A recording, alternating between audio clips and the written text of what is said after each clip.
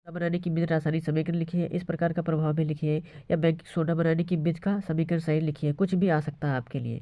इसका उत्तर बता रहे हैं हम आपको। बेकिंग पाउडर, बेकिंग पाउडर का रासायनिक जो नाम होता है वो होता है सोडियम बाइकार्बोनेट, जिसका अणुसूत्र होता है NaHCO3।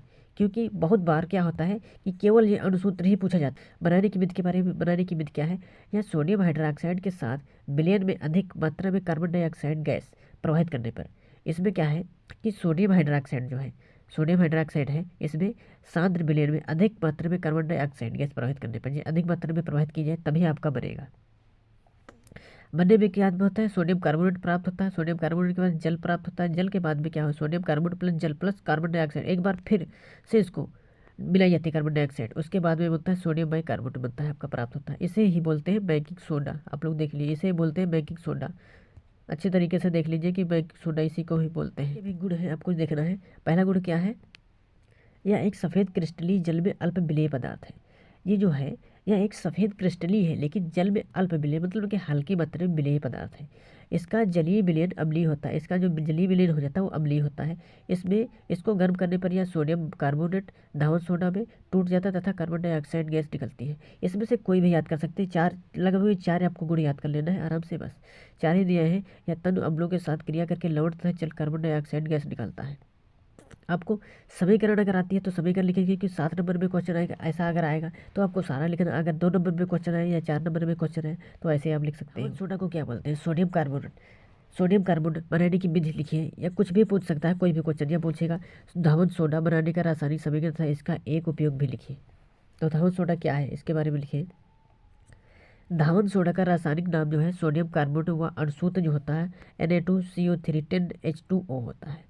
ये अणुसूत्र भी पूछ सकता है या रासायनिक नाम पूछ सकता है। रासायनिक अगर नाम पूछेगा तो सोडियम कार्बोनेट बताना, अगर अणुसूत्र पूछेगा तो ये लिखना आपको। उसके बाद में क्या है, कास्टिक सोडा के सांद्र विलयन में कार्बन डाइऑक्साइड प्रवाहित करने पर सोडियम कार्बोनेट जलन विलयन प्राप्त होता है, इस जिसका वाष्पन करने पर सोडियम कार्बोनेट के क्रिस्टल प्राप्त होते हैं। आपको लिखना है, आपको समीकरण देनी है। यह है कास्टिक सोडा बोलते हैं इसको, सोडियम हाइड्रोक्साइड, और इसको कार्बन डाइऑक्साइड बोलते हैं। ये सोडियम कार्बोनेट प्राप्त होता है, सोडियम कार्बोनेट प्राप्त होता है प्लस जल प्राप्त होता है। अगर ये क्रिया की जाएगी तो इसको, ये पूरा का पूरा समीकरण अगर आप लिख दोगे अच्छी तरीके से, लेकिन आपको सबसे अच्छी इसमें क्या देखना है, आपको संतुलित करना पड़ेगा। उपयोग एक ही उपयोग है, कपड़े धोने में, जल की कठोरता दूर करने में।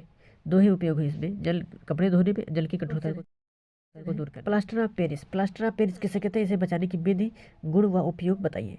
प्लास्टर ऑफ पेरिस पर ताप का क्या प्रभाव पड़ता है। जिप्सम से प्लास्टर ऑफ पेरिस कैसे बनाएं। प्लास्टर ऑफ पेरिस मतलब कि इसमें से कुछ भी, कोई भी क्वेश्चन दे सकता है। Plaster of Paris, gypsum, gypsum को 120 से 130 सेंटीग्रेड पर गर्म करने से प्लास्टर ऑफ पेरिस बनता है। सीधे से इतना ही आपको लिखना, कुछ नहीं लिखना है, इतना ही लिखना है। जिप्सम को 120 से 130 सेंटीग्रेड पर गर्म करने से प्लास्टर ऑफ पेरिस प्राप्त होता है। उसके बाद बनाने की क्रिया आप लिखिए। बनाने की क्रिया, बनाने की क्रिया में क्या है, 2CaSO4 2H2O 120 से 130 सेंटीग्रेड दिया है यहाँ पे। तापमान आपको जरूर याद करना, तापमान आपको लिखना है। और इसके बाद में है plaster of Paris, plaster of Paris plus 3H2O जल प्राप्त होता है।